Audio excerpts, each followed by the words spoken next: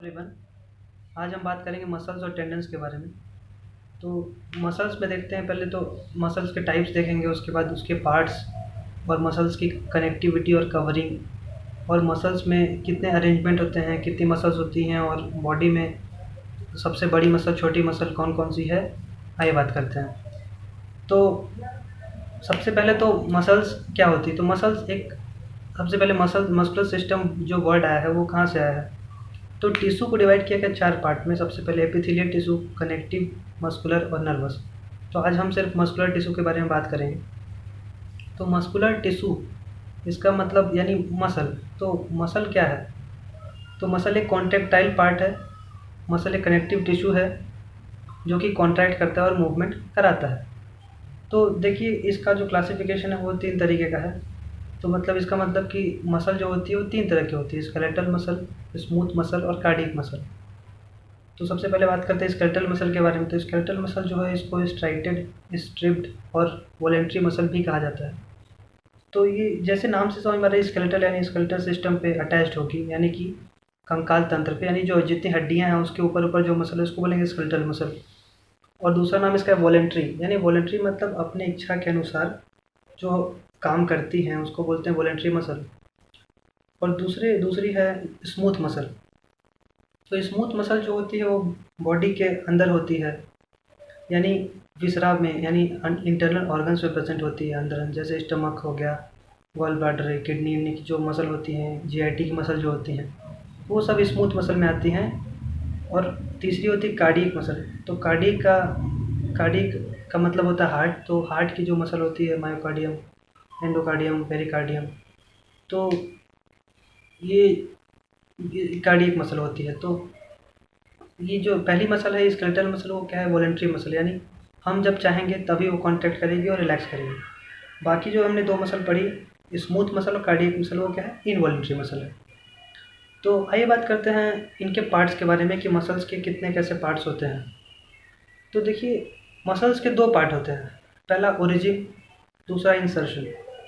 तो ओरिजिन यानी कि मसल जहाँ से निकल रही है उसको बोलेंगे ओरिजिन। यानी कि अगर आप देख सकते हैं बाइसेप्स मसल है, तो ये यहाँ से ओरिजिनेट रही, मतलब यहाँ से निकल रही है, पीछे स्कैपुला से वैसे निकलते हैं। लेकिन अब मैं आपको समझा रहा हूँ कि यहाँ से अगर मसल निकल रही है और यहाँ जाके ख़त्म हो जा रही है इस पार्ट में, तो जहाँ ख़त्म हो रही है उसको बोलेंगे इंसर्शन, जहाँ से निकल रही है उसको बोलते हैं ओरिजिन। अब एक बात यहाँ गौर करने वाली कि ओरिजिन पार्ट हमेशा फिक्स रहता है, और जो इंसर्शन वाला पार्ट है वो मूवमेंट के टाइम मूव करते रहता है। तो अदर पार्ट्स जो मसल का है वो क्या है? उसमें 2 पार्ट आते हैं, एक पहला फाइब्रस पार्ट, दूसरा फ्लैशी पार्ट। तो फाइब्रस पार्ट जो है वो टेंडन्स को बोला जाता है, वो नॉन कॉन्ट्रेक्टाइल पार्ट होता है। और जो फ्लैशी पार्ट होता है उसको मसल बेली कहा जाता है। वो 90% मसल जो होती है कॉन्ट्रेक्टाइल होती है। जैसे बेली का मतलब क्या है कि जैसे आप देख सकते हैं जो कट्स बनते हैं मसल्स में, और ये जो भी मतलब ये उभरा हुआ स्ट्रक्चर दिखता है उसी को बोलते हैं मसल बेली। तो मसल बेली इसको कहा जाता है, और इसमें कट्स निकलते हैं। तो ये जो मसल जहाँ से ख़त्म होती है उसको बोलते हैं इंसर्शन, और जहाँ से मसल ख़त्म होने लगती है वहाँ से एक टेंडन है, यानी फाइब्रस स्ट्रक्चर निकलता है, इसको बोलते हैं टेंडन। तो टेंडन क्या करता है?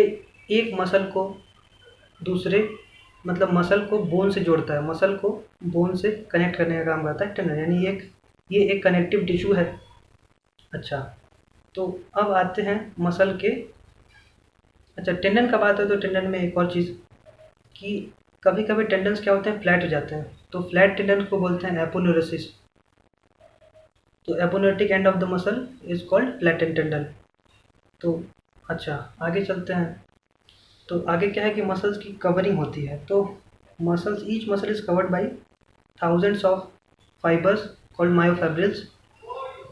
तो हर एक मसल के अंदर मतलब पतले पतले धागे जैसा स्ट्रक्चर होता है, वो बहुत सारा हो सकता है। तो उसमें बहुत सारे मिलियंस मिलियंस नहीं, थाउजेंड्स ऑफ फाइबर्स होते हैं, इसको बोलते हैं मायोफाइब्रिल्स। अब ये फाइबर्स भी किसी एक कनेक्टिव टिश्यू और सपोर्टिव टिश्यू से कनेक्टेड होते हैं, कवर्ड होते हैं। और ये जो फाइबर्स है उनको कौन कवर करता है? बंडल्स। और बंडल्स के ऊपर खूब सारे बंडल्स हो गए, और बंडल्स के ऊपर क्या आ गया? एक पूरी मसल आ गई। तो ऐसे करके 3 कवरिंग होती है जो सपोर्ट करती है एक मसल को। सबसे अंदर वाली जो होती है एंडोमाइसियम, पेरीमाइसियम, उसके बाद एपीमाइसियम। अच्छा, एंडो का मतलब अंदर और माइसियम का मतलब मसल। तो जो अंदर की मसल को कवर करेगी उसको बोलेंगे एंडोमाइसियम, यानी फाइबर्स की कवरिंग, सबसे अंदर वाले फाइबर्स की कवरिंग को बोलेंगे एंडोमाइसियम। उसके ऊपर जो बंडल्स को कवर करेगी उसको बोलेंगे पेरीमाइसियम, हर एक बंडल को कवर करेगी। तो उसके बाद जो पूरे मसल को कवर करेगी उसको क्या बोलेंगे, एपीमाइसियम। अच्छा, तो इस तरह तो हमने देख लिया कि मसल्स की कवरिंग क्या है। अब बात करते हैं ह्यूमन बॉडी में कितनी मसल होती हैं। तो ऐसे तो किसी ने गिना नहीं है, तो मतलब किसी को एग्जैक्ट पता नहीं है कितनी मसल होती है, लेकिन अप्रॉक्सीमेटली ऐसा माना जाता है कि 639 639 मसल्स होती हैं ह्यूमन बॉडी में। और काउंटेड स्केलेटल मसल जो है वो 650 हैं, और कुछ कुछ स्टडीज ऐसा बताती हैं कि 850 मसल्स भी होती हैं। तो ये अप्रॉक्सीमेट वैल्यू है, कोई रियल वैल्यू नहीं है। तो अब देखते हैं कि बॉडी में कौन कौन सी सबसे बड़ी मसल कौन सी है। तो जैसा कि मैंने स्केलेटल सिस्टम वाले पार्ट में बताया था कि सबसे बड़ी हड्डी कौन सी है, फीमर। तो उसी पे सबसे बड़ी मसल भी अटैच होती है, इसको बोलते हैं सार्टोरियस मसल। वो लेंथ वाइज लंबी होती है, तो ये लेंथ के हिसाब से लंबी मसल है। यानी अब अगर एरिया वाइज देखा जाए जैसे बिछा हुआ, तो उसमें सबसे बड़ी मसल होती है ग्लूटियस मैक्सिमस, जो कि आपकी बैक की मसल, बटक्स की मसल होती है। अच्छा, अब उसी पार्ट में मैंने एक चीज़ और बताई थी कि सबसे छोटी जो हड्डी होती है वो कान की होती है, इसको बोलते हैं स्टेपिस। तो उसी के नाम से सबसे छोटी मसल है बॉडी की, इसको बोलते हैं स्टेपिडियस। ये क्वेश्चन हमेशा आते रहता है, कॉम्पिटिटिव एग्ज़ाम से पूछा जाता है, तो आप इस पर ध्यान रखिए। तो हमने सबसे छोटी और बड़ी मसल देख ली, और मेजर मसल जो हैं यहाँ की बोलते हैं अपर ट्रेपीजियस, सामने क्या है पेक्टोरलिस, उसके बाद बाइसेप्स, ब्रैकियालिस, ब्रैकियोडियालिस, उसको फोरआर्म में सुपेंटर बाइसेप ब्रेकाई, ये मूवमेंट कराती है। उसके बाद रिस्ट फ्लेक्सर, थिनर हाइपोथेर मसल्स, उसके बाद इधर चीन में मेंटालिस, उसके बाद आगे चलो 6 पैक की मसल होती है रेक्टस एब्डोमिनिस, उसके थाई में क्वाड्रिसेप मसल, ऐसे करके खूब सारी मसल। और नीचे एक देख सकते हैं आपकी घुटने की जो पीछे साइड होती है उसको बोलते हैं काफ मसल। तो वो बेसिकली उसका स्ट्रेंथनिंग होना बहुत जरूरी है, उसकी मजबूती बहुत जरूरी है। तो ये एक बड़ी बड़ी मसल्स मैंने आपको बता दी। अच्छा, तो अब अरेंजमेंट देखते हैं मसल का कैसे अरेंजमेंट। मसल्स फाइबर्स जो अरेंज होते हैं वो कई तरीके से हो सकते हैं। तो जो मसल्स के फाइबर्स की अरेंजमेंट होती है वो बेसिकली जो होती है, बेसिकली जो पैरेलली अटैच हो सकते हैं उसके बंडल्स, और देखा है तो ऑब्लिकली अटैच हो सकते हैं ऐसे। तो पैरेलली, ऑब्लिकली, क्वाड्रेंगुलर, और देख सकते हैं कि आप अगर ये मान लीजिए कि मसल का ये फाइबर है, तो अगर एक साइड ऐसे फाइबर्स ऐसे निकले हुए हैं, ऐसे निकले हुए हैं बंडल्स में से, उसको बोलते हैं यूनिपेनेट अरेंजमेंट। अगर दोनों साइड निकले तो उसको बोलते हैं बाईपेनेट अरेंजमेंट। और मसल फाइबर्स कैसे से अगर जो अरेंजमेंट है बाईपेनेट, वो अगर काफ़ी सारे तो उसको बोलते हैं मल्टीपेनेट अरेंजमेंट। तो ऐसे करके बहुत सारे अरेंजमेंट होते हैं मसल फाइबर्स के। और अब अगर देखा जाए तो मसल में मैंने सारा ही चीज़ बता दिया है। और मसल्स की अगर आप सप्लाई पूछे तो मसल्स कैसे काम करती हैं, यानी उसमें इलेक्ट्रिकल सिग्नल्स कैसे आता है, कैसे कॉन्ट्रैक्ट करती है, तो उसके लिए मैं एक अलग सा एक वीडियो बनाऊंगा। और इसमें मैं थोड़ा सा बता देता हूँ आपको ऊपर से कि जो मसल्स की जो सप्लाई होती है वो बेसिकली सेंसरी और मोटर फाइबर्स दोनों करते हैं।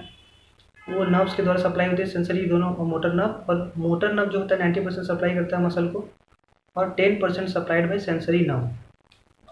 टेंडन्स के बारे में मैंने आपको पहले ही बता दिया कि टेंडन्स एक कनेक्टिव टिश्यू है जो कि एक मसल को दूसरे बोन से कनेक्ट करता है।